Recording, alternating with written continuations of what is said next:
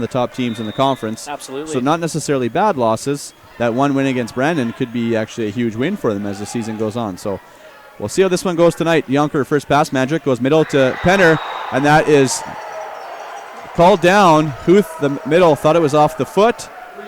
It's an exciting start to the match. David Penner, I would guess, Alex, this is his first career start. I would assume so as well. He's a first-year guy. He had redshirted last year. And it's great to see him out on the floor, getting that first kill of the game, getting the boys all fired up there. Yeah, getting the start with Brendan Warren, another first-year middle, who is injured. Looks like he has a lower body injury, an LBI. Not sure on the specifics of how long he'll be out. But Penner from Winnipeg, graduated from Westgate, getting the start here tonight. Vercaine with the serve. And that called long, just missed the end line. And Vercaine and Yonker have really been had some huge nights for the Bisons so far this year. And if they are going to have any success this season, it would be them leading the charge. Absolutely. Those two guys, take on, I'm going to say 80% of the workload for this team almost. They're responsible for a lot of offense and serving for this team. And most of their success, whether it be positive or negative, comes from these two guys. Magic back to Negus, kept alive by Carrison. Molar in the middle to Vrend, and that's into the net. Looks like the Bison's blockers there might have gotten a little punch to the stomach there. Maybe need a second to settle that down. That ball was hit hard, but not over the net. Penner serve, taken by Hesthammer. Outside to Zachary. Great dig by Vercaine there. Outside swing to Yonker, and they're going to have a net violation against the Griffins. Bison's bailed out on that one, as it was not a bad attack from Yonker. Went high off the block to be recycled, but not covered. Absolutely. But luckily, the Griffins on the net. It's a great momentum swing early on for the Bisons, catching the foul play there on the attack. Penner, that unorthodox serve. Moeller tries to dump one through, kept alive on the Bison side, and then some confusion between Spiring and Negus. And side out, Griffins. David Penner is starting off well here with a kill, a little bit of a serving run to start off the match in his first start of his U Sports career. Back to serve is Zachary, first year from Calgary. Yonker's pass off the net. Vercaine's going to step in, sets him back, roll shot down the line, taken there by Carrison. Moeller goes back to him out of the back row, dug up there by the setter Magic. Vercaine's going to set again, and that should have been a 2 hits violation. Then the Yonker swing finds the end line. That was a pretty sloppy set there from Scott Vercaine. Back in my days being with Scotty, every once in a while he's good for a couple of those interesting sets, but today he got away with it and turned out for a point for the Bisons. I'd say Vercaine known more for power than finesse, I would say. Absolutely, with those stone mitts, as they say. Hesthammer's pass, just going to try to set the ball over the net, but it goes into the tape. That's never a play you want to see as a player or a coach or anybody, really. Free ball, it is what it is. Call a spade a spade. It's just giving a free ball over the net. You don't have to get too fancy with it trying to score. You just put it over and give your defense a chance. Hesthammer actually from Norway, now playing here in Canada, in Edmonton. They serve Hesthammer again. Vren, nice high ball set outside. And Hesthammer looks to find the sideline, but hit wide. And it's now a 6-2 advantage early on here for the Bisons as Negus will serve again. Yeah, the Griffins here looking like a little bit of a slow start here. Maybe have some plain legs, as they say. Couple unforced errors here really costing them early on in this set. Negus again after Hesthammer, taking with the hands. Vren bumps set one more time. Down the line, Negus with the dig. It's going to be a bump set outside to Yonker, and Yonker through the block and down. Nice bump set there by the libero, number 7, Kyle Martins. Martins, who has been with the team for 3 seasons already, but this is his third season. This is his third season with the team, but only in his first year of eligibility. Yeah, some coaches might be surprised by his ability as a first-year player, but he's been playing with the best, top 3 team in the country the last 2 years of his career, and he's really been benefiting from that. His development has been really well. I've seen it firsthand. He's a great player, and I think he's more than ready to take the floor here in U Sports action, and he's going to be, like I said, a big surprise to a lot of coaches. They'll see a first year and try to take advantage of that, and I think he's going to take on that role really strong. So it's 7-2 early on for Manitoba. Coach Poplawski calls timeout. Poplawski, a name very well known to Winnipeggers. No relation, though, to Joe Poplawski, who played for the Bombers. I asked Brad about that before. So, interestingly enough, yeah, you'd think a name like that they would be related, but maybe it's more common than you think. I guess so. 5-2 lead. Negus serving. And that one clips the tape, taken there by Zachary. Free ball opportunity here, coming for the Bisons. They go middle to Spiring, and again, looks like it was off the foot, but called down. So the Griffins, two digs, kind of controversial, but go for kills for the Bisons. As they say, wait for it. If you're digging off your heels, might not have a better chance. So if that's hitting you in the arms, it's definitely up. It's defense 101 from a coaching standpoint. Carrison back row finds the corner, great shot, side out Griffins. And it's all set up there by a better pass from Hesthammer. Looks like the Bisons are trying to pick on Hesthammer there down the line in 5 there to take him out of the attack a little bit. And it looked to be quite effective in that first rotation around. Yeah, it appeared as if they were targeting him. And some miscommunication there between Vercain and Dionker. Like I said, Scott Vercain, offensively, I'm sure he'll be able to carry the load, but that's going to be the issue for him is the receive here, and that's something that we'll see how the Bisons, not only tonight, but throughout the season, Absolutely. That's something that could be an issue for them. And another tough serve, just going to be a free ball coming here, taken by Zachary. You go middle to Huth, and that goes into the net, side out Bisons. Yeah, based on that last rotation, if I'm Grant MacEwan, I'm serving down that 5-6 seam in every rotation I can at Dionker and Vercain there. They seem to have a lot of trouble with that flow serve in between them. Dionker's jump float taken by Hesthammer. Moeller goes back to Carrison, and Martins doesn't get it. I was going to agree. I thought that ball was definitely down. Made a good effort to try to get there, but wasn't able to get there in time. Side out, and now back to serve will be the setter, Moeller. Bisons might have been looking for a little bit of home cooking there on the questionable digs column, but no luck there. No, that one was definitely hit the floor.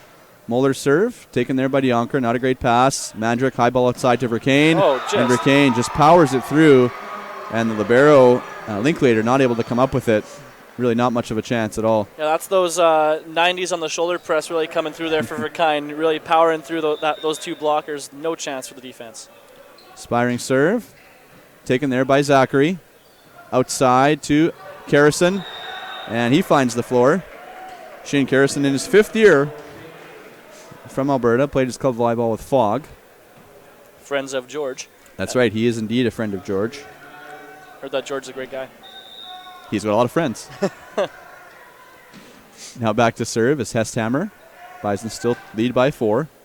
And a service ace there off the hands of Vercain, and we're seeing the serve-receive issues here for Manitoba. These aren't, I wouldn't say, extremely difficult serves, but the receive is having some issues. Absolutely, so their offense has been bailing them out a little bit on the poor passes, but it looks like Garth Pischke's looking to the bench here for a pass if things don't go well here in the next few points. Negus out of the back row covers his own ball off the block onto the MacEwan side, and Zachary just wipes it off the block and wide. Nice play there by the first-year outside hitter.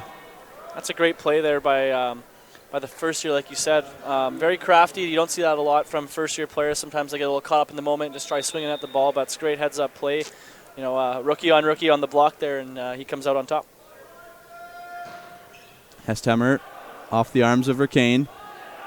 Be a free ball coming here for the Griffins.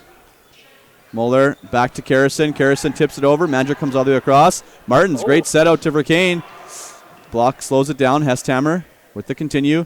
Back to Carrison, and Carrison dug up by Dionker, but no one can come up with the second contact, and it's now just a 1-point game, 10-9. It's a lot like the women's game prior to this one. A big lead opened by Manitoba, and MacEwan right there with them coming to 10-9 here. Big comeback from a 7-2 deficit.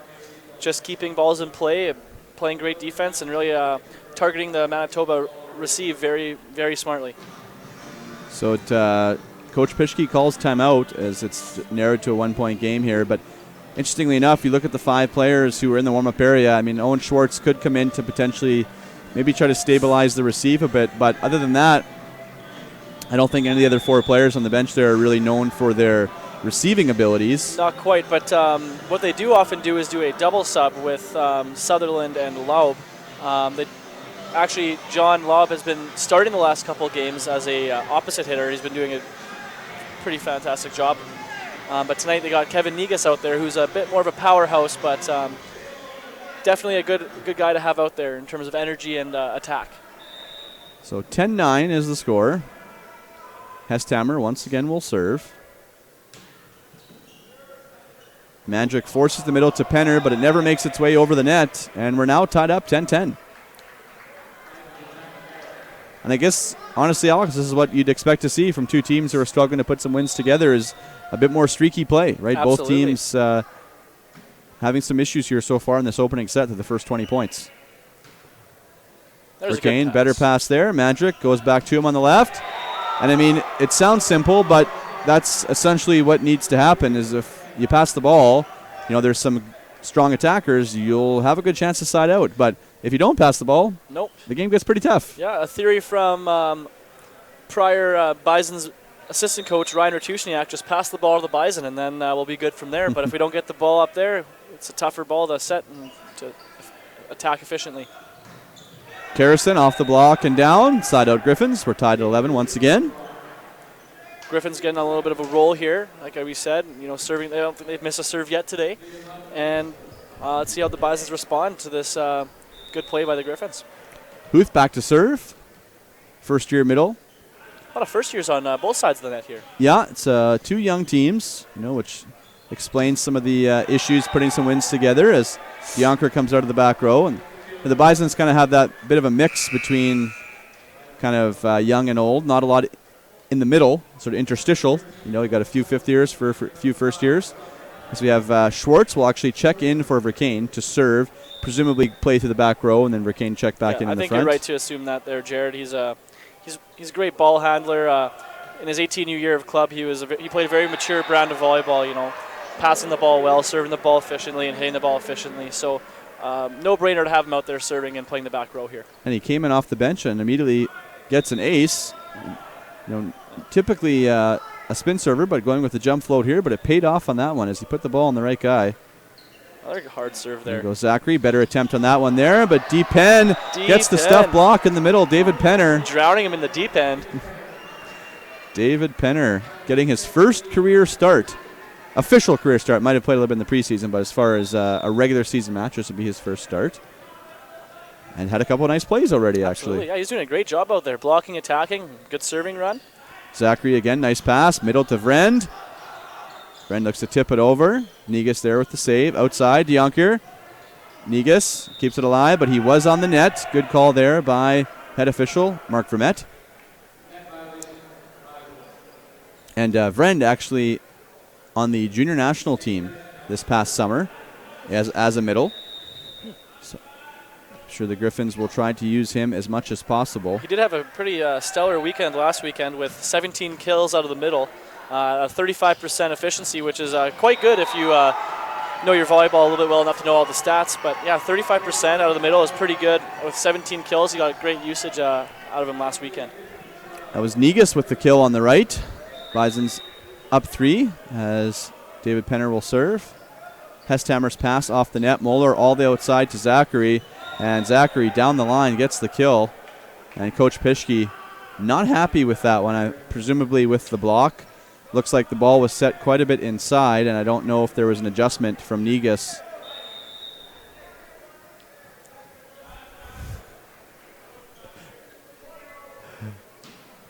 Tough float serve there, taken by Dionker. Right side, Negus, off the block and down. A friendly roll there off the tape. And with that, the Bisons lead 16-13 as we head to the technical. Someone's got to tell Negus, yeah, take a break. Yeah, absolutely. So 3-point advantage once again for the Bisons here in the opening set.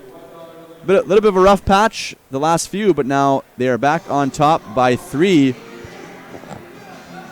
As we are the opening set. It was the women who were victorious before, 3-0 over the MacEwan Griffins. They'll battle again tomorrow at 6:45, the second game,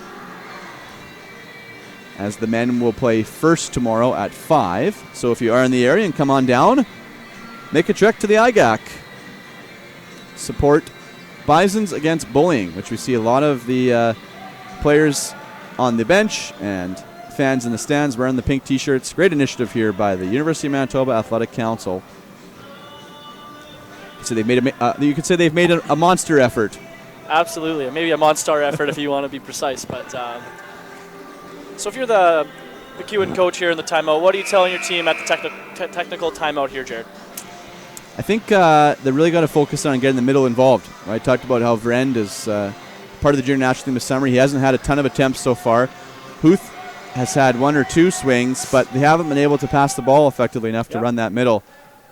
I think overall the Griffins might be playing a cleaner game than the Bisons, but the Bisons have been able to put away a few more balls from the service line and at the attack. So we'll see what happens here. Hesthammer with the pass, middle to Vrend. It's almost like I was in the timeout, Al. Yeah, exactly. Perfect pass. You run Vrend. He gets the kill. Where are you now hiding he goes that back crystal to ball serve. there, Jared? It's all right here, buddy. It's up top. 2-point advantage, though, still for Manitoba. As Vrend will serve. Jump float. Taken by DeJonker. They go back outside to him. And that signature shot that he has, where he has that little bit of extra hang, and is able to cut it back. A lot of power for a guy who, doesn't look as physical as some of the other players in the Bison's team, but he's got a great live arm. Absolutely. A lot of that quick twitch muscle fiber in the entire body of that guy. Clips the tape. Zachary, good job to keep it alive. Hesthammer's going to swing high ball outside. Taken there by DeJonker. Mandrick, middle to Spiring. Excuse me, I had a sneeze sneak up on me there, but it's okay. Rally continues. DeJonker out of the back row and hits that one long. No touch. Oh, Stan Coral, umpire, is going to call the touch on that one. Oh, and he's messing up my whole scoring system here, so I'm going to have to correct that. Well, not much argument by the Griffins, so it must have been the correct call. 18-14, Manitoba. DeJonker serves once again. Oh. Service ace off the arms of Zachary. Look at that. And interestingly, when we talked about Vercain and the type of player that he is, we've noticed Schwartz has stayed in the front row, actually, Alex. Vercain hasn't come back in. But I think at this point the key to that is you're winning, keep moving forward until maybe you need Vercain back out there. But Zachary, a first-year player, a very powerful attacker. Saw him this summer with the Alberta Canada Games team. He was a big part of the Canuck volleyball team last year. He's very dynamic, strong, can hit, but receive is going to be his issue. And similar to Vercain, right? They're kind of one's first year, one's, Scotty, 5th year? Yeah. Right? And it's just that hard to stay on the floor at this level if you can't pass the ball. Absolutely, and Vercain has been, in his entire career, been bouncing around from left side to right side. And it's a bit of a different game playing on opposite pins. The right side has a lot less responsibility on receive, but is really relied on for a lot of offense and blocking abilities. So it's a little bit different game. So it's a tough position for Vercain over the last couple of years to have to balance those two roles all the time, back and forth. Well, I know coming into the season, the plan sort of, as DeJonker puts that serve in the net, would have been for Schwartz to be a starter on the left with DeJonker and Vercain most likely on the right. Yeah. But I think Schwartz, he's going to have those first-year struggles, right, where there's a big jump from club to university, and there's going to have good nights or going to have bad nights. Absolutely. But his play could probably go a long way in determining what kind of season this Bison's team has, as we see him keep that play alive there. Now free ball coming from Huth, and a tough ball there. Really didn't have many options as the second pass was put right almost into the net. So side out Manitoba, 20-15. So we have quite a young front row here, an all first-year front row for the Bisons here. Let's see how they can make a difference here in this last 5 points of the set. And interesting enough there, Alex, 5 of the 6 players on the floor, all 204 Volleyball Club graduates. Kind of neat to see. Absolutely. Nothing wrong with that. Absolutely. Cheap plug. Oh, yeah. And Negus, he's from Sioux Lookout. If he was from Winnipeg, I'm sure he would have. Oh, yeah. Yeah, he would have played. He likes these guys quite a bit. I'm sure they could have got him to hop on the bandwagon there. Mandrick with just an easy set over the net, finds the sideline, and now he'll go back to serve. Mandrick, another one of the first-year players. He's from Lockport. Went to Selkirk, had a good high school career. I've had a few conversations with Mandrick, and he's one of those guys who just loves to be out there, and he's a confident guy on the floor, as you can see, mixing it up, and he's meshed really well with the older guys as well as his group of younger guys, as I've been told. So it's always good that your setter can be kind of the mesh guy in your team and really help bring the two groups together. I think that's very important to this team. Absolutely, as Kerrison gets the kill on the right there. Side out Griffins, and now Huth will go back to serve. 4-point advantage, though, Manitoba, 21-17. So in the lead, in control, but still a few more points to go here. Got to keep passing the ball. Oh, and Schwartz, who's out there for his receive, gets aced on that one as the ball dropped him a little bit. Probably should have taken that one with the arms instead of the hands. We call that one a good old thumb buster. Yeah, that could be painful. Yep. Passing the ball like that. but I think that's the first serve that Huth has made, so maybe they're not quite familiar with what it was going to do there. As Negus on the right goes off the block, and it was curling. Schwartz was there, thought it was going to go wide, and it just found the sideline. That's unfortunate for outside hitter Kevin Negus there. It's a great high swing off the blockers. I mean, obviously it didn't go his way on where it landed, but that's a great swing. Was going for the back third of the court, and his team just didn't bail him out on that recycle play. Yeah, and I mean, and if you're Schwartz, you were there, you had the opportunity to take it, but thought it was going out. I mean, it's a tough play, and absolutely, that's when if it's close, maybe you're better off. It was kind of probably an easy ball to take. Probably could have had another good swing at it, but Pischke calls timeout. 21-19 is the score, and we'll see what happens here. The Bisons will try for a side out. And it doesn't look like the Bisons will work in their double sub, as Magic is probably not going to be able to come back around into the front again. I know, actually, he might be in the front right now, if I'm not mistaken. No, he just served, Alex. Okay. Yeah. All right. So, yeah, it looks like they won't be able to do that strategic play. But let's see if they can pull this out. They just need to pass the ball up into the Bison and start their offense going. Maybe work in some D-pen action here in the middle.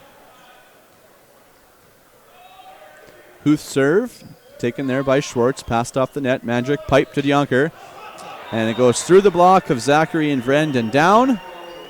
So when you're in trouble, who do you set, right? You set your most experienced guy. Absolutely, and that's a big side out for the Bisons. 21-19 point swing there. They could either be up by 3 or up by 1, and that's big time in the 20s. So it's a great side out by the Bisons. Very useful time. Schwartz targeting Zachary again. They go back to Karrason. And the Bison's defense caught a little bit out of position on that swing. A couple too many guys, too close to each other. Weren't really ready to cover the court, as we're going to have a substitution for the Griffins. Checking in to block will be number 3, Jordan Peters. Peters, a second year outside from Edmonton. So he's going to come in, presumably just for this 1 point here while Karrason is serving. We got Toppy coming in, right on the libero. Martins, a good pass outside, Jonker, and that's off the aerial. A great swing, but caught the aerial on the way by.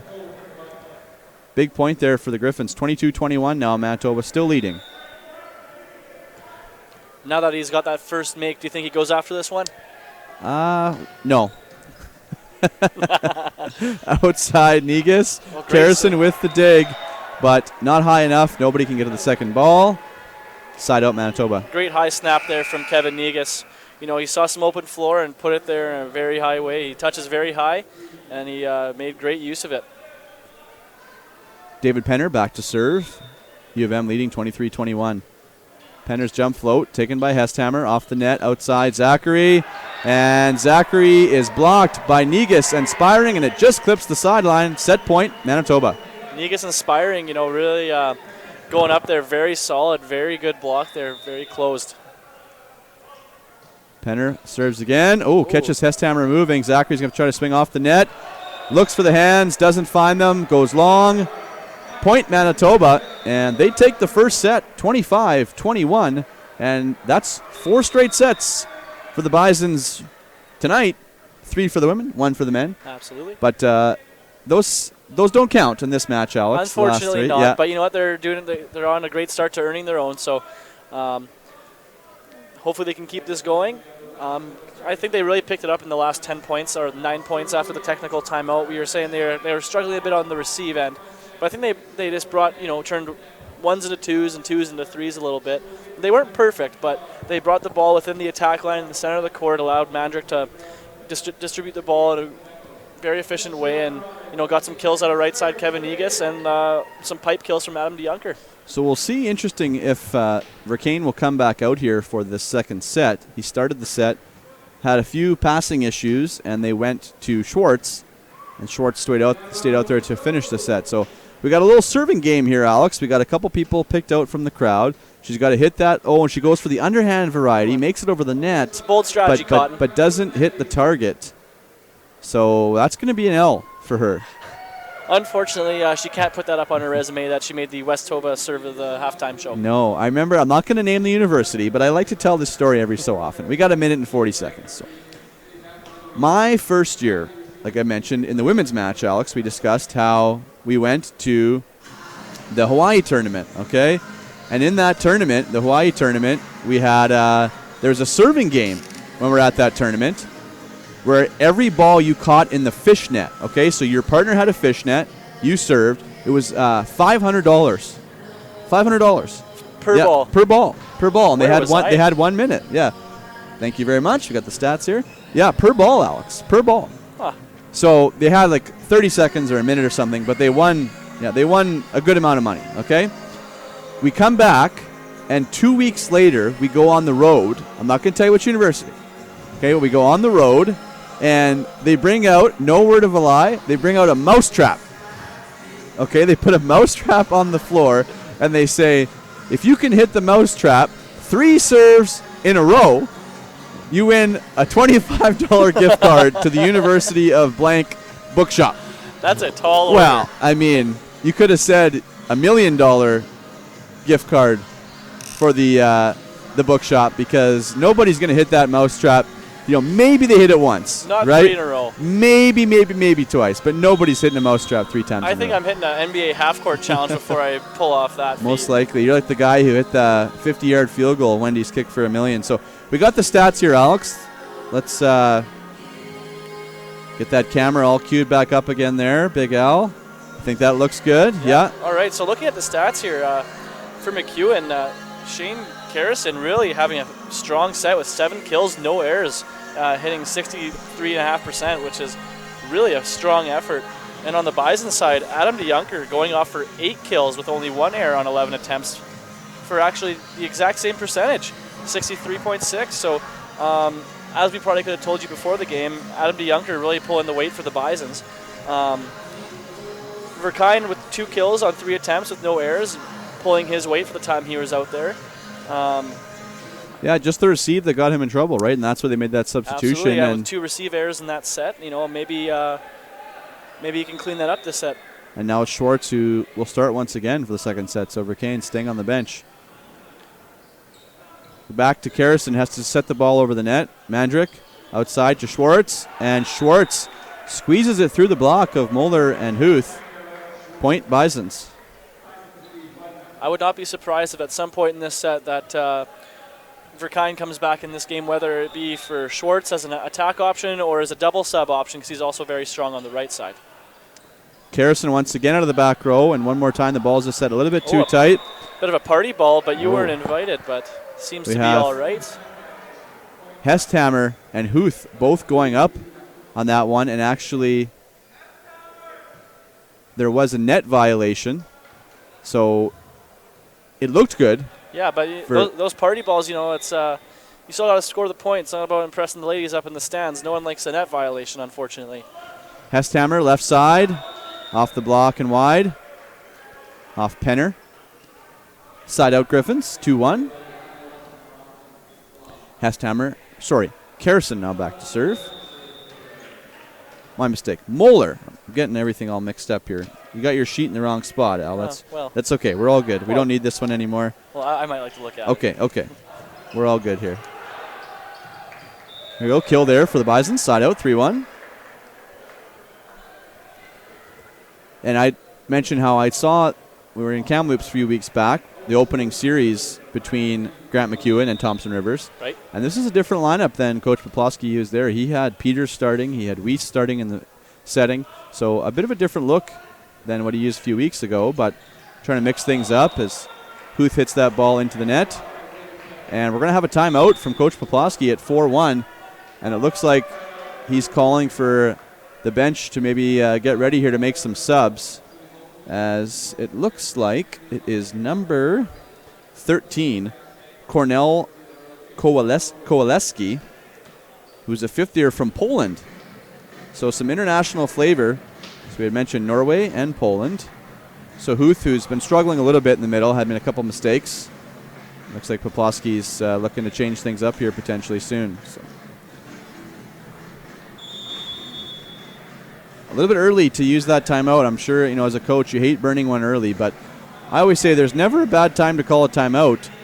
If you need to discuss something, doesn't matter if it's at 24-23 or early on. If you need to really make a change, you got to do what you got to do, because you let it go too long, the set could be over. Exactly, and at that point, they had a couple miscues on the offense, a couple poor plays. So yeah, sometimes you just need to talk it out, figure out what's going on, and then a 3-point spread, no big deal. And the setter Weiss is also getting ready to come in here soon. It looks like kill there for Karrason, as Hesthammer will go back to serve. It's a very strong attack on that sharp cross shot. Got a lot behind that one. Very tough to defend. Hesthammer's jump float taken by DeJonker. Magic on the run, bumps it outside to him. And DeJonker continues to have the hot hand. That's just a great fifth-year swing. In trouble, tough situation, big two-man block in front of you. You know what? Aim for the sidelines, aim for the crowd. Yep. Get that ball out of here. Give us a serve. Let's go. Catch a big piece of the hand and see what happens. Hesthammer, nice pass. They go back to Karrason. And Karrason really trying to get his team going here. He's feeling it early on. Absolutely.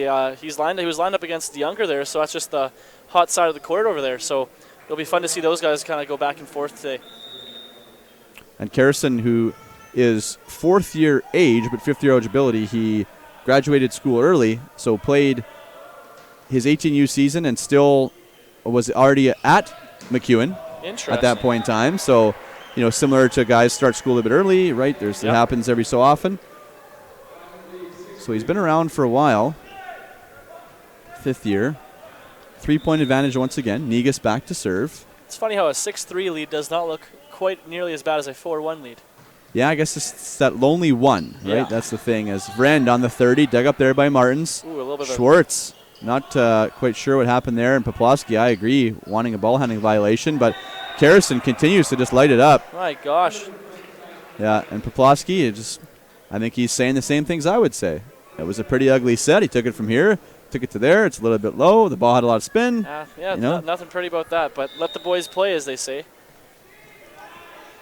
Yeah, it's always tough as a referee, sort of where you draw that line. And, do you call it early to try to set a precedent, right? Do you let it go? Because once you've let it go for a while, you can't really start calling it later. No, absolutely. And I know there is I don't know if it's a rule, but it's definitely in the referee handbook about spectacular plays. So if there's a spectacular play and there's a bit of a questionable ball handling incident, they usually tend to let those go as an exception, as long as it doesn't create too big of an advantage or a redirection of the ball with a lift or 2 hits. They usually let a lot of ball handling slide in an extended rally or after a spectacular play. Well, referees don't want to blow the whistle, right? Ideally, they want rallies to be finished by a block, by a kill. Absolutely. They want to be rewarded with a good play. So I know that, they do try to let some things go, but obviously sometimes just straight up illegal contact. Yeah. It's not fair to the other team to let the team touch it 4 times. Schwartz with the kill there on the left side. 8-5 now, Manitoba. So MacEwan has kept it even since the timeout, but hasn't been able to really cut into this lead. As Sparring will go back to serve. Yep, MacEwan just needs to keep siding out and grab a steal here or there, and they're right back with the Bisons. Hesthammer with the pass. They go back to him on the left. Spiring gets one arm on it, but the fan in the stands completely misses the catch. And that's on you. And a terrible throw back off the back of somebody's head. That's on you, guy with shirt number 83. Yeah. That's on you. Now, since we are promoting Bisons Against Bullying, I shouldn't pick on him too much. But come on. And scramble play here. Diving save by Negus. Free ball coming to the Griffins. Moeller back to Hesthammer. Oh, wow. And that's hit wide. No touch. A little bit of a sublect shoulder on that swing. That was a pretty wild shot. I think the Griffins are feeling like they're the victims of a little bit of home cooking here so far. Just based on their reactions, right? I'm not saying I from up here you can't tell what's going on in terms of in or outs, but just the body language here, I think it's starting to get a little frustrating. But if you can't take the heat, get out of the kitchen, as they say, Jared. Hesthammer, no doubt about that one. Yeah, puts it down hard to the floor. He wants to see this Bison team, start to fold in and realize that he's here to play. Karrason checks in the front row. Moeller back to serve. Should be interesting with him back in the front. See if he can get them back on top. Yeah, he's had the hot hand for this Griffins team. Penner in the middle, off the block and wide. And David Penner, he's unorthodox, you could say. He has a bit of a different style, but he's had some nice plays for the Bisons tonight. I would agree with you there, Jared. You know, a lot of teams, they probably didn't have any charting or video on him, and they don't know what his tendencies are or what he does. So it's a nice little wrinkle here for the Bisons offense. Schwartz, jump float, taken by Zachary, outside to Karrason, and Karrason's on fire. Yeah. If this was NBA Jam, yeah, he'd be shooting from half. yeah, and the hoop would be getting ripped down every single point as a game breaker. Nothing worse than when you played NBA Jam with a buddy and you were on fire and he'd shoot. What are you doing? I'm on fire. Yeah. The guy just said boom shakalaka, and you shot. Why did you shoot? Oh, and Yonker. Oh my gosh. Off the foot Man, of Hesthammer. DeYonker's going to need an ice pack for that shoulder in about an hour here. Might need some surgery to put it back on. That thing is flying everywhere right now. They kind of seem to be going back and forth here, Karrason and DeYonker. And there's a little bit of talk at the net. I think they're just congratulating each other on good plays. As that ball looks to be tipped over, but Spiring gets the block. 12-8 Manitoba. And if my knowledge of Adam DeYonker is that the more fired up he gets, the more he's going to hit the ball as hard as he can. So I would not want to be a Griffin defender right now. A couple players definitely in the zone tonight as Penner puts a tough serve in play. They go back to Karrason. Bisons finally get a piece to slow him down. One of the few times he hasn't scored. And then DeYonker, that was tight, goes after it but hits it just long. Yeah, that's that swing I'm talking about. Really aggressive, you know, really trying to challenge the defenders in the deep corner, but unfortunately for him, he just didn't come down hard enough on it, but that's quite all right. 12-9, Bisons. Now back to serve is Kowalewski. Jump float, taken by DeYonker. Middle to Spiring, and he finds the floor. Spiring has to be one of the few players to start a game at every single position ever. Like I would say, in university, there's in the last, we'll say 15, 20 years. I'm not going to say forever. We don't have that data on us here. But there's not a lot of guys who are able to do that. Absolutely. It's pretty unique. As Vrend, kill in the middle, side out Griffins. Yeah, Spiring, he's really a jack of all trades here for the Bisons. In that opening series against Brandon here at the Investors Group Athletic Center, he was actually setting for the Bisons.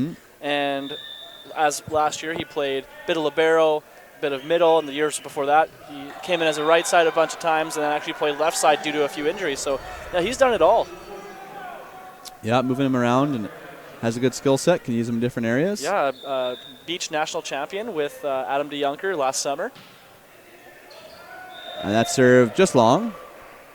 Alex, you're still a player. I can still see you got that. The glasses on there. You know, you still see it through the eyes of the Bisons. That one was out, buddy. Well, I guess we'll see here if the ball lies or not. Yeah. Well, the next server has no bearing on if the server before's ball was in or out. But DeYonker out of the back row, he just seemed to hang up there forever. Yeah. And but to get back to that point. Everybody, usually that watches a sport has some sort of, I'm not going to say bias, but they see things in a certain way, right? Yeah. And it's funny when you don't have that, if you can literally just watch a game with nothing invested into the outcome, right? How people can react, because I think your brain tells your eyes what you want to see. Yeah. Right? And you want it to be a fumble on the review in the NFL, right? Yeah. And you want to say he got across his that knee line. was down. Yeah, all of those things. You see it because that's what you want. As once again, I see you. That's clearly a carry ball, Alex. It was clearly. You could hear the smack noise. Clearly a carry ball. Oh, it made a smack at the spin. That's right. And that's why it was a carry ball. He smacked it. He didn't lift it. That's the call. But, hey, D-Pen, great effort on that cover. Hey, I'm not going to take away the effort. Just was an illegal contact as Negus comes out of the back row and gets the point. Side out Bison, 16-13. We can continue our debate here. All right. But it's, and that's the thing. When you coach and you play and you're a parent and you're a fan, you see the ball. You think it's out, right? No, that ball was out. Or, it was in. And you see what you need to see to fit who you're pulling for and cheering for. And that's such the unique thing about it is you can be sitting beside someone and be watching the exact same thing, but if you have nothing invested into the play, you can see it clearly for what it's worth, and the other person can't. And that's what makes sports so interesting, though, and exciting, is that investment into what you want to have happen. That's why I always really admire those, any professional sport referees, because everybody loves a good NBA or NFL or NHL game. Everybody loves that stuff. It'd be hard as a referee to not have a team that you really like to watch. So I think I really commend those kind of guys who can just go out there and do the job really well. I'm sure they in their head they have a bias, but they put that aside. And like you said, you have to keep in mind of your unbiasedness on the ball that you see hit the floor or not. So I really commend those guys for being able to do that. Such a good job of it. Well, I mean, if you got to think, if you are a ref of a sport, you probably enjoy that sport, right? And yeah, it would be hard to not. You'd almost want to love hockey, but ref football. Yeah, it'd be hard to not be a fan. Just know the rules very well. Yeah, I hear you. I hear what you're saying.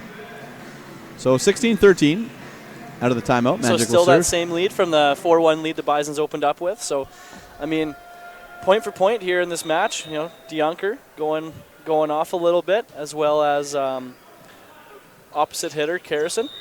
We have a net violation on Muller. So it was a great effort to get up to set that ball, but just clipped the net. So point to the Bisons. 17-13. Mandrick clips the tape, kept alive. Muller goes back to Karrason. Oh, and a nice dig there by DeJonker. Goes way up high into the rafters. Almost impossible to actually hit the rafters here at the IGAC. You'd really have to put one up there. Karrason out of the back row again, and one more time DeJonker gets him, but Mandrick gets stuck on the play. That's a ball he's got to get to off a dig like that. Absolutely.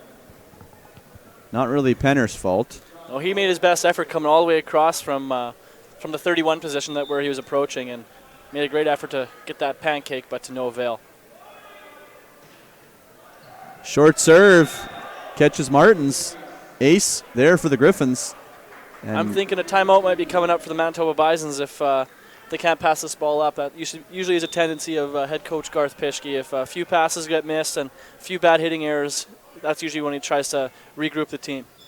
Martins better pass on that one. Back to Schwartz. And there we go. Muller got a piece, but couldn't corral it. Side out, Bisons. Perfect. And once again, the Griffins have been able to get it close, but they're still at that same, like you said, 4-1. It was 3 points. Now here we are, 18-15.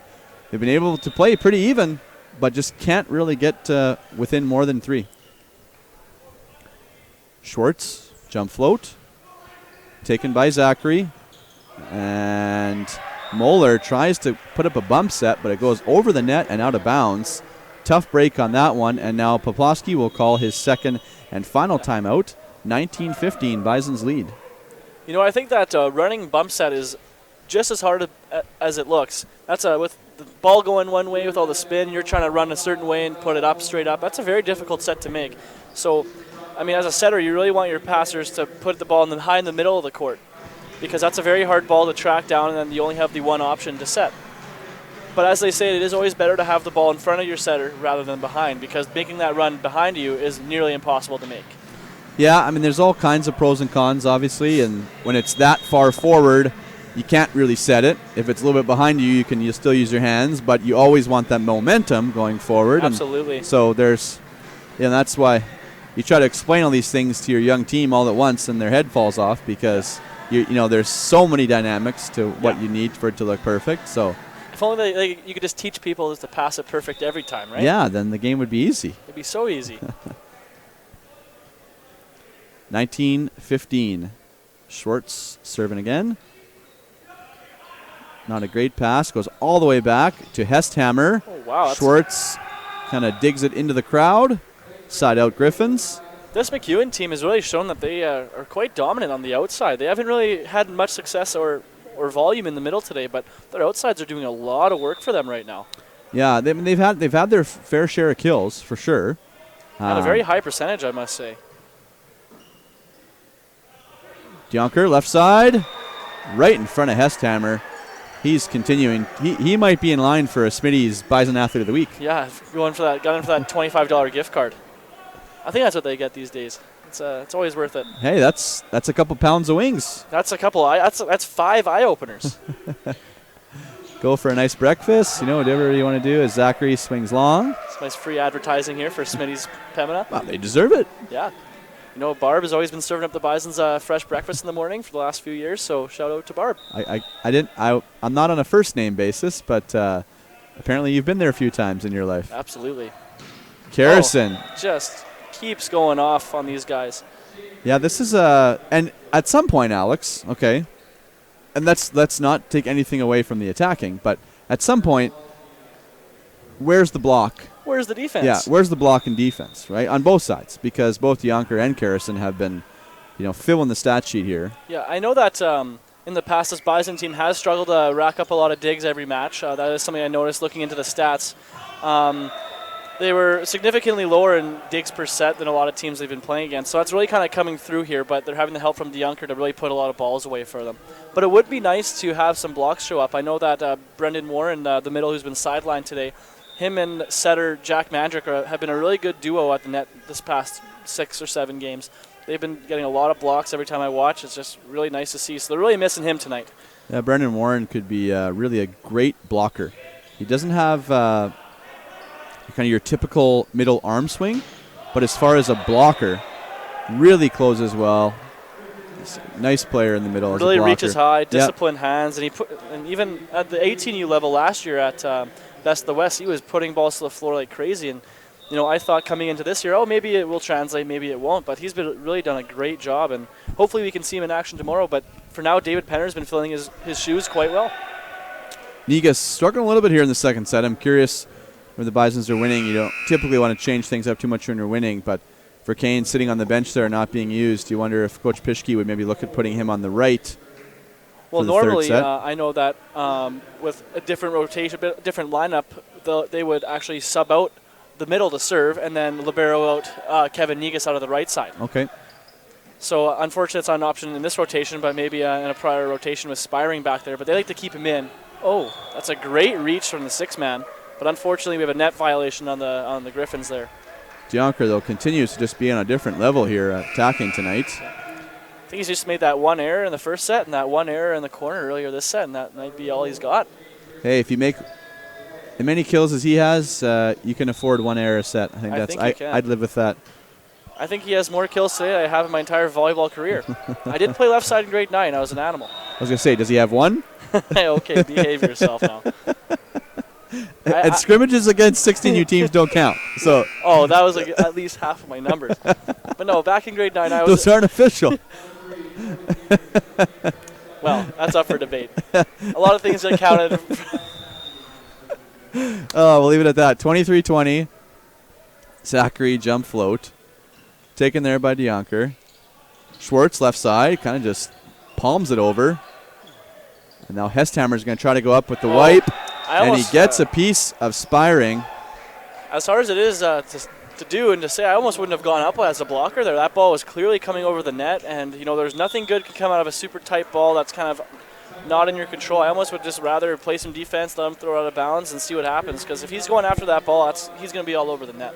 But as you say, if you don't go up and then they score the point, you look like a doofus, and your coach is probably riding you. So you don't go up, and he does make a spectacular play where he spikes it. Yeah, one of your teammates loses their face, right?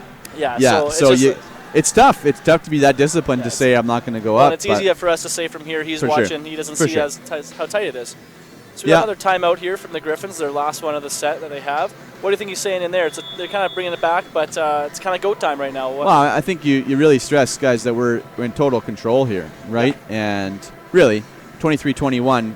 No matter how you get here, no matter what the score is before, if I'm 23-21, I feel pretty great about our chances to win the set, right? So just think you got Spiring on the back, right? I mean, we've seen out of timeout a couple times, Jonker on the pipe. I actually wouldn't mind splitting Spiring out here. They do. They actually have done that quite often.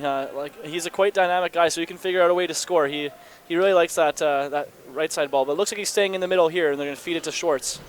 And he just powers it through the block and down. I was going to say, not the greatest rotation to be stuck in, with Mandrick in the front row and Jonker in the back row. You would have, but they got through it. And now 24-21, going to try to earn a point with the blocker defense here to finish the set off. With a good side out. So set point opportunity here for the Bisons. They lead by 3. Middle to Vrend, tips it over, Spiring, diving dig. Oh, Yeah, we're a going to little call sticky. a ball handling violation on Jonker. Bit of a carry, bit of a double hit, bit of everything there. I think that's the right call. Yep, I don't think he's disappointed in himself, but I don't think he's looking up at the stand for any kind of anger up there. I think that's just an internal error there. So set point opportunity number 2. Vrend back to serve for the Griffins. Oh, and Schwartz way down low, and again we're seeing him elect to take those ball with his hands. And when you're dropping down low, you need to get your arms on the ball. Absolutely. And like I said, we used that term earlier for him, the thumb buster. Yeah, well, he's making no Vrens with that serve. Oh, well done.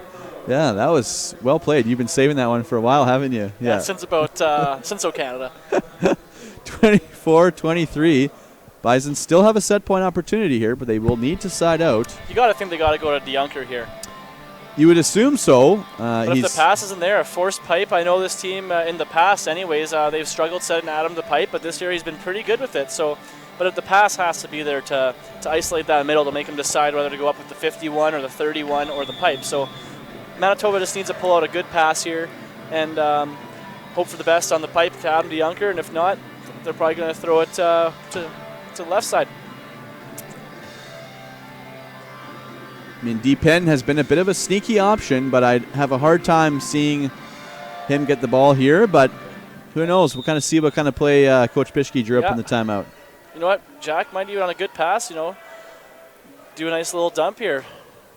Schwartz, good ball. They go pipe to DeJonker. That's a good option, and that's it. 25-23. Bisons take the second. Yeah, and we can just grab some Windex here on our crystal ball and call that a W for the commentators up here. Yeah, Bisons now lead 2-0 as we're going to see the teams switch sides. We're actually at this opportunity, Alex, since we have some time between sets. We're going to take a look at some Canada West leaders in stats. So we'll see on the screen here. Oh, hometown Scott Burkine here with kills per set. 4 a set. That's quite impressive. So he's the only player. Now DeJonker coming in there at 3.24. So 2 of the top 10 in the conference, but Vercaine not seeing too much action tonight. Tariq Sani leading with 4.86 for Alberta.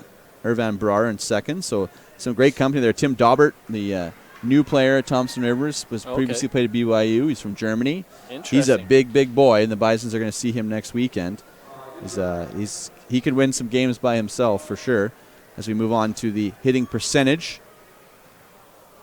So we see here a couple new names that we didn't see on the previous list, but nobody who is playing here this evening. Well, it's actually quite impressive here for Sani to be high up there in kills and in efficiency. That's, for sure. That's a feat. Usually, often they'll go hand in hand. Lepke, Brar, and Sani, so filling the stat sheets, but also efficiently as well. And Alex Bader, left side from Calgary, leading the way there. Diggs, Tariq. So Tariq really having himself a good season so far, leading in digs and kills. We're not going to have just start to the list here. Hesthammer coming in at 2.04. That's a great number. And in blocks, Jackson Howell leading with 1.27 blocks per set. To my knowledge, that guy, jumps to the roof, if I'm not mistaken. He's a 12-footer. That's correct. And Dustin Spiring coming in from Manitoba, 1.14. Friend there. And then our last one here, Alex, is Aces. Elliot Viles, number 1. Bombers back. And doesn't look like we have. Sani's up there as well. He's just having himself a good season. Athlete. So, and then this here, there we go. All right, so we got the stats up here. Just as we suspected, DeJonker and Karrason really battling it out. DeJonker with 14 kills, 2 errors, 66.7%, and Karrason with 15 kills, just the 1 error on 24, so for a percentage of 58%. So really a real battle on the outsides right now, and it's just really all of them. On both teams, the drop-off is around 10 kills for the next leading kill guy, so really fun to watch. And Manitoba actually outdigging the Griffins against what I was thinking earlier, that they weren't taking very many balls, but they're apparently doing a very good job of managing the ball on defense. So it's 2-0 for Manitoba. They're 1 set away from taking this opening match, the weekend series. Manitoba hitting 59% as a team in that second set. That's pretty impressive. Well, they're hitting 49% as a team in the entire match, which is actually very, very good. Only 6 errors on the entire game, which is really quite a feat, whereas often, like by this point, some players have 6 errors depending on their volume of sets, and really commendable to the Bisons that keeping the ball in play theory. If that's not your set, Schwartz was a good example in the last couple of plays there. A couple of sets were in his way, just tipped it over the block, made them play it out. Yeah, I think DeJonker, it's tough to have those stat lines every night, for the whole season. But we've seen a couple of those already for him. When MacEwan only has the 1 block, it's pretty easy unless you're making your own errors. They've only had 1 forced error. So Negus uses the block, side out, Manitoba. It's a great shot there by Sioux lookout Kevin Negus. You can see, maybe you can't see from the camera, but his arms are about the size of my head, so you'd hope that he can power through those blocks. Are you saying you have a small head or he has big arms? It's a bit of both there, Jared. Okay, all right, so it's a combination. Absolutely, but you know what? All the credit to him. He could maybe use some calf work, but that's it's always been a topic on the bench, so we'll leave it at that. Fair enough. Anti-bullying day, I'll leave him alone. You can't show which way to the beach with your calf muscles, right? No, that's not a thing. Side out. Awkward toe point. After the missed serve. Some ballerina action. Yeah. That's Penner will go back to serve. I'd like to see Penner get a big dig in this set here. He's practicing with him last year. Every once in a while, he'd come up with a really big dig out of nowhere, and it's really fun to see. So, and that's always a good thing to get the boys fired up in a pivotal set here where the boys would really like to see a 3-0 win. So if he can get the boys going here, get some fire underneath them, that'd be really good. I mean, DeJonker doesn't need it. He's got plenty, but maybe some of the other guys could use some help in that department. It's a nice team up on the block there, Spiring and DeJonker, teammates for seems almost their entire life, playing high school, club, and now university together. There's that dig from Penner. Yeah, that's what you wanted to see. Oh, but Mandrick takes it. It was going out. Throw him an assist. But then Penner throws a big bump set outside. Play continues, though. Outside to Zachary and off the arm of Schwartz. Good sequence there by rookie middle, David Penner. It was a great bump set, nice control. But MacEwan made a good dig and a good attack on it. Now back to serve for MacEwan. Cornell Kolevsky didn't start the match. Came in for Huth and has stayed in now as we've continued through. His float serve was real short. The middle Spiring takes it, and then he tries to get set again. Bold strategy there, referee. But it was a little bit of a lift. But I mean, those balls, whether or not they're actually a carry ball, almost every time in that situation where you miss the set, right? Because you're on your way down. So with one hand, it probably gets called. If you're in the air, you won't get that call ever. Yeah.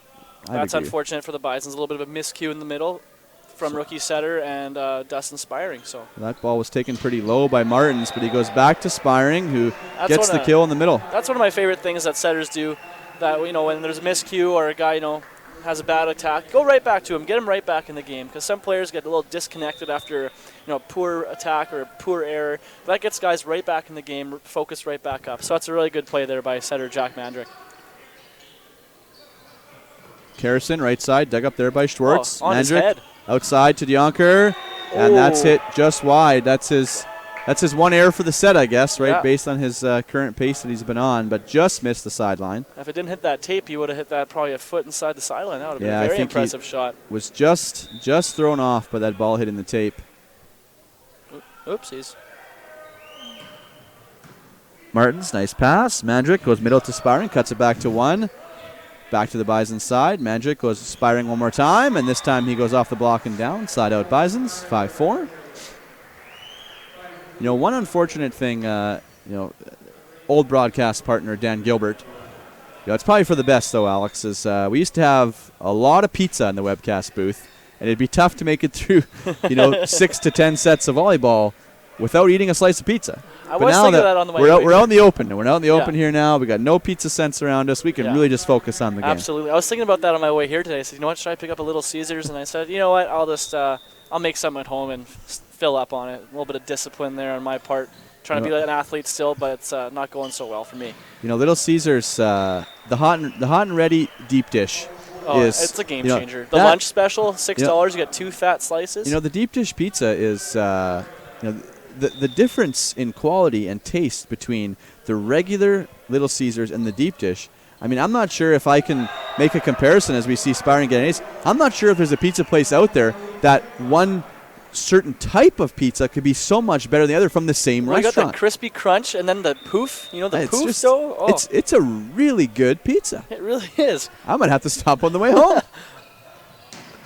As we see out of the back row, Karrason kept Wrap him alive. up. There it is. Hesthammer goes for the sideline, misses wide. And there's that 3-point spread that the Griffins suffered in the last couple sets. That's they haven't ever been able to recover from fully.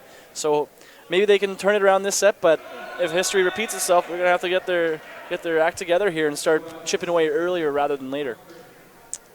Back to serve is Vrend after that miss from the Bisons.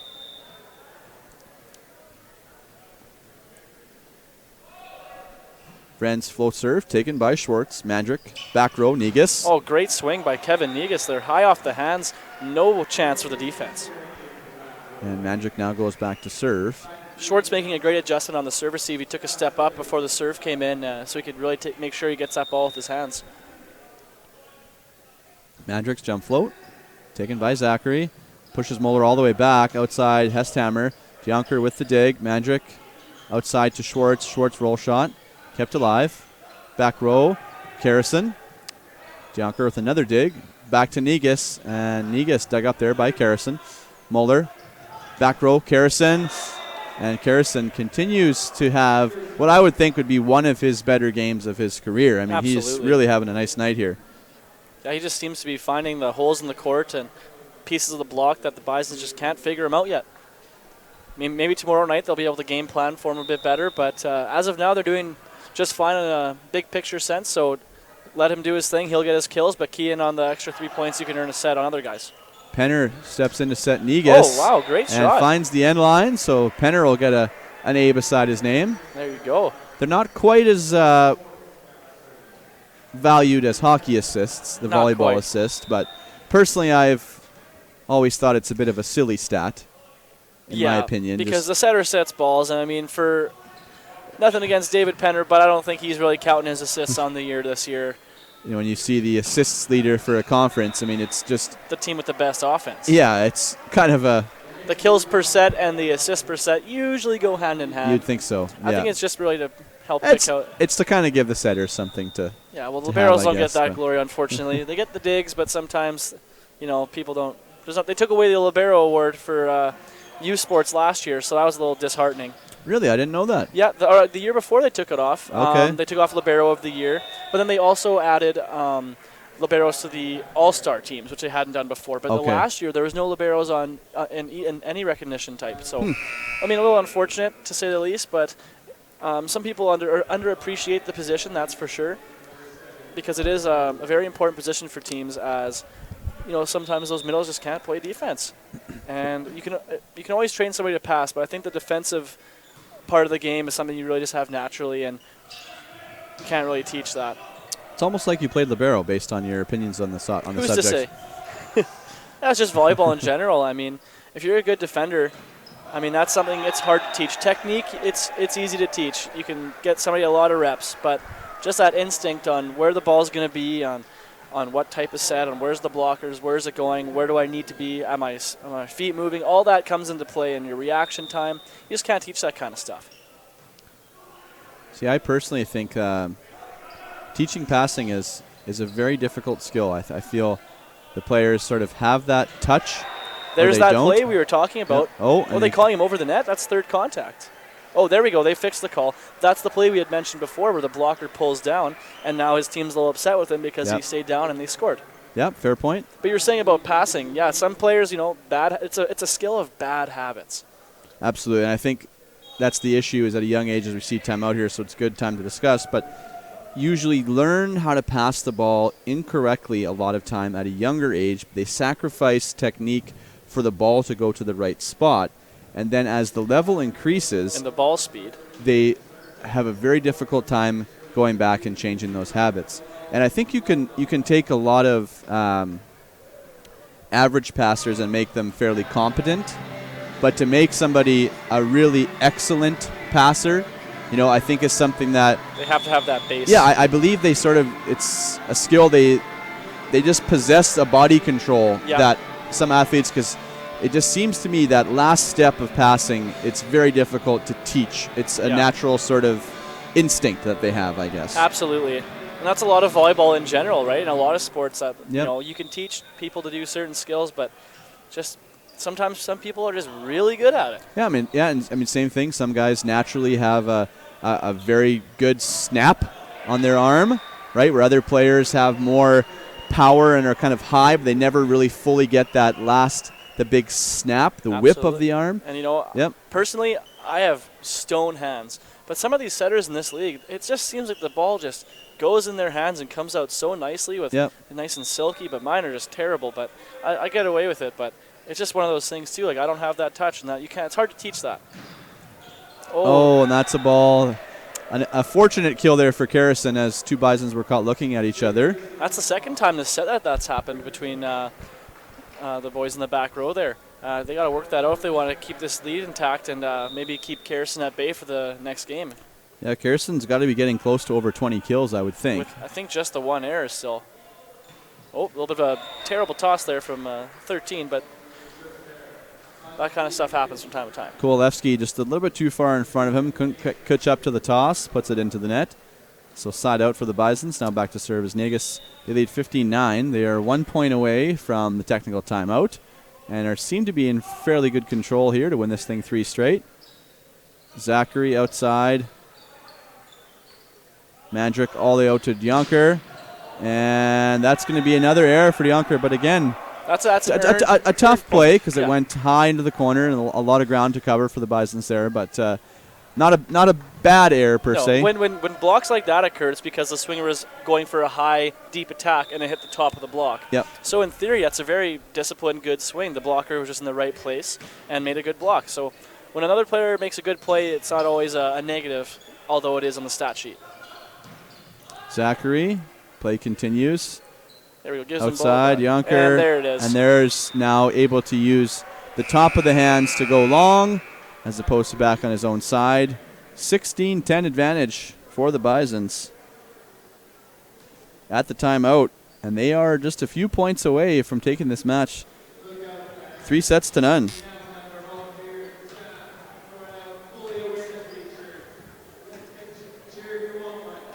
Just past 9 o'clock here as we see Coach Pischke really kind of animated here, giving a lot of noises. Yep. Well, you really reaching. He's really giving quite the demonstration here to Spiring as I think he's opposed to telling his body control and angles. Yeah, I tell him to really close the gap between him and the setter when the ball's a little bit off the net, I'm assuming, because he wants Dustin to really reach up high so Jack can find him high and he can snap it down into the court. That's a really good coaching point there. It's always better to over-communicate when it comes to specific plays when you have the time and the right, with the right attitude towards it, right? Clearly he's not very angry. They're in a good spot. He's just wanting to get the boys a little bit more polished on that specific skill.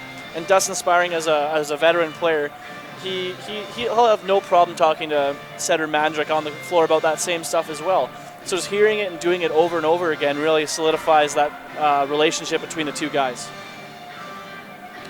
As we head back to the court, 16-10 is the score for Manitoba. They lead 2-0. They won the first set 25-21, won the second 25-23, and are trying to close this thing out 3-0 if they can. Some miscommunication there, but the ball goes back to the Griffins' side, and then it's Mandrick who's on the net. So that's a tough play there. That's a ball that Manitoba should want to convert on there as they got a free ball opportunity, but kind of caught them a little bit out of position as well. Zachary will serve for the Griffins. Jump float, taken by Dionker. Back row, Negus. Miss hit. Not sure I'm a huge fan of that short set there on a pass a little bit off the net. The middle's not really moving anywhere except to where that ball is going. I think you got to make the long set or force a middle ball there. And Negus, he's been okay tonight. Absolutely. But hasn't been bad, hasn't great, but I still just curious why Pischke was so quick to take out Vercain and then not put him back in the lineup. Absolutely, because Vercain actually was having, the volume wasn't there, but he had 2 kills on 3 attempts. Definitely no shame in those numbers. yeah, it's very fascinating to see that he hasn't found a role for Verkine, even though even just to put in a block, because he's actually in the last few years when he wasn't starting, he was actually used for a blocking sub more than anything, and he was actually, I'm going to say, this might be bold, but the best outside blocker definitely on the team. He just has a way of, he has long arms, as you can see, and he's a strong guy, so he gets over the net, and he always wraps people up, and he's very disciplined. So, I mean, I'm surprised he hasn't used him maybe even as a double sub for Mandrick in the front row. He hasn't turned that many blocks out. So, but I mean, they're in a comfortable spot, but clearly they just got on a 0-3 run, so maybe they're looking for a double sub when Mandrick's back in the front row. Yeah, I mean, they're winning 2-0. They're up 16-13. It's easy to see why he wouldn't make any changes, but just curious to see it tomorrow, I guess, what kind of lineup will go out there. Yeah, because normally, like I mentioned earlier on in the webcast, that Mandrick and injured Brendan Warren were a great blocking duo. But tonight it doesn't look like Mandrick has any blocks at all. So, I mean, I'm not saying that's a bad thing or that he needs to be taken off, but maybe if you can earn a couple more points a set with Verkine out there blocking for 2 rotations even, I mean, that can make a big difference in the long run. Jonker on the pipe gets the kill. Side out Bison, 17-13.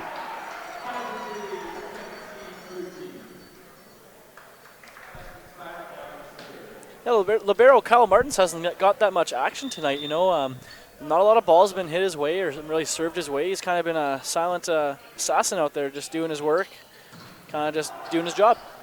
Bren had the kill, but it was going out of bounds. Hestheimer couldn't get out of the way in time, so we continue on with the rally here. Mandrick tries to joust with Hestheimer, and then they're going to call the Griffins on the net, much to the dismay of MacEwan. And setter Jack Mandrick definitely letting the guys on the other side know that they made an error. So I heard him yelling from all the way up here. So that's always fun to see some fire in the rookies, really putting his mark on the league. And that's a big point. I mean, it's would have been 17-14, now 18-13. And when you're battling down 2-0, you gotta be going hard for every point. So that one hurts. Well, as previous webcaster Dan Gilbert would say, in this position they have to outscore you 12-5 to win this game clean. How many teams can go 12? Like, that's not very often scoring. Like 12-5 is a big gap. Yeah, for sure. Dan Gilbert, he loves to do when you're up 22-20, they have to go 5-1. And that's actually sometimes it looks closer than it is when it's at 22-20. But it's amazing how often that does happen. Oh, absolutely. Right? So it's funny. You look at all those ways, but I mean, 22-20, it's certainly not automatic. And well, it was like the women's game. They were down, I think it was 22-18 or something like that, and they came right back. So out of the timeout, spiring serve taken by Zachary. With Rend on the split. Dug up there, and Schwartz just tips it over, takes Karrison out of the play. Weiss outside to Hestheimer. Negus with the dig. David Penner keeps it alive. Free ball coming here for the Griffins. Weiss back to Vrend. Finds the end line. And we should mention Caleb Weiss subbed in to set here for Moeller. Weiss, a first year, played with Fog Volleyball Club. Vrend serve taken by Schwartz. Back to Negus. Good cover. Jonker with the cover. Go outside to Schwartz. Oh, great use. I've never seen that kind of bounce before. And free ball coming here to the Bison side. Jonker's there to keep it alive. Outside, Schwartz. Oh, great dig by middle. Goes off the arms and over the net, but out of bounds. Side out, Manitoba. Just seeing Schwartz here, he's going to have a much easier time. He's constantly leaning backwards and not really getting the ball. Over approaching a little, maybe. Yeah, so that's something that he's going to want to change, but you can really see it from up here as we're looking right down onto the court from the side. To his credit, though, he has been quite efficient. He hasn't made a lot of errors. So no, but I think as the years go on, and he'll need to start putting some balls away for the Bisons. Yeah, and that's something that I'm sure he will change. But he doesn't. You don't really get that final torque. No. Right? You can't really. You don't carry your momentum rip through the ball when the ball's kind of behind you, and you're always sort of in that back position. As we see Moeller check back in. So much, so many young players. They just want to use their arms, right? Just one arm at that too. Not even using both arms. Right. But, you look at the action of a baseball pitcher, right, and the torque. And the rip that comes through, through your shoulders, your hips, all the motion. And, you can really generate a lot more power. I mean, you can only do so much with your arm. When you watch at the highest levels, it's really evident in the pipe hitters because they come in flying, but a lot of that momentum is them flying through the air. They could probably half swing at it, so it'll be a very fast swing. Yeah. There's one. There we go. Negus with the kill. Oh, I looked up quickly. I thought that was Schwartz. I was like, oh, he made a quick adjustment. But no, that's a great attack there by Kevin Negus. Wonder what's in the water over there in Sioux Lookout. Probably hydrogen and oxygen. Twice as much hydrogen as oxygen. Approx. Oh. Negus with the block. That's Karason's one of his few mistakes tonight. He coming into this set only had one attack error with 15 kills. Not sure where he's currently at live stats wise in this third set, but definitely having himself a good night. And hopefully rookie David Penner got some credit for that block as well. He was right up there, closed on the hip, so another positive point for him. 22-15, Bison's leading. A bit of a miscue on that set. Free ball coming here to the Manitoba side. Outside, Jonker. Oh, that was fortunate. Set was not in the great spot, but he's able to just tip it down to the floor, adding to his team leading total. He would definitely be approaching almost 20 kills, I believe. Yeah, I think I only know of 3 errors for the night. Or no, maybe four. He's got 4 errors. He had absolutely. 2 coming into this set. So that's a very efficient stat line for anybody. So he's going to be happy after tonight if they pull off this 3-0 win. He had a large part in that. So big pat on the back to him tonight. Hesthammer dug up by Martins. Mandrick back to Negus. Slowed down by Karason. It's going to be high ball outside to Hesthammer. A great block. And good job covering here by the Griffins, but then nobody home. Everybody looking at each other, having a little sitting around the campfire. Yeah, a great recovery there by the MacEwan defense there to pick up that ball. It was actually a very well-dug ball, high and decently in the middle of the court, but no one, everybody thought they were going to get the ball set to them. So, like you said, here we go, match point opportunity for the Bisons, 24-15 with Schwartz serving on the line. Jump float, taken there by Hesthammer. Mulder goes back to him on the right. Schwartz gets a good dig. Negus just puts it over. Play continues. Back to Hesthammer again. And a great side, but that's actually 4 hits. That's got to be 4. Oh, Dionker should have just let it go. I think it was going over the net. Myself, but that was a... To Dionker's credit, I don't think he knew that it went off 2 defenders because he was blocking. Still blocking. Yeah, that's and fair. It kind of rattled around, swung around. About a 1-second play, so I mean, there's no way anybody could have communicated to him that, hey, no, don't touch it. Not. That was definitely going over. A good save by Martins. Yeah. So a match point opportunity number 2. Ball's passed over the net. Zachary. There you go. Made up for his error earlier in the match. Zachary puts it down. Still, this would be quite the comeback here for the Griffins, 24-17. Yep. If I was the Griffins and they pull out this set, I'd be going to get a lotto max right after the match. Hesthammer serve, taken by Dionker. Good pass. They go back to him, and he finishes it off in style. That is how you put a cherry on the top of a game, of a great game for Dionker. That was a nice one.